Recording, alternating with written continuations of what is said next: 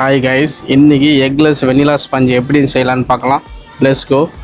இதுதான் ரெசிபி, மறக்காமல் சேவ் பண்ணிக்கிங்க. ஃபஸ்ட்டு ஒரு பவுலில் ஃப்ளாரு, பேக்கிங் சோடா, பேக்கிங் பவுடரை ஆட் பண்ணி இந்தமாரி நல்லா மிக்ஸ் பண்ணி எடுத்துக்கோங்க.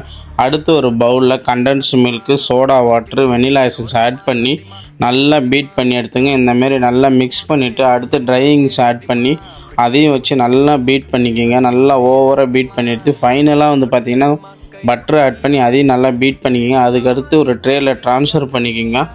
நல்லா ட்ரான்ஸ்ஃபர் பண்ணிட்டு மேலே நல்லா ஈவனாக ஆக்கிட்டு ஓடிஜியில் 180 டெம்பரேச்சர் ஃப்ரீ ஹீட் வச்சு ஒரு 25 மினிட்ஸ் பேக் பண்ணிங்கன்னா ஒரு சூப்பரான ஸ்பாஞ்சு ரெடி ஆகிடும்.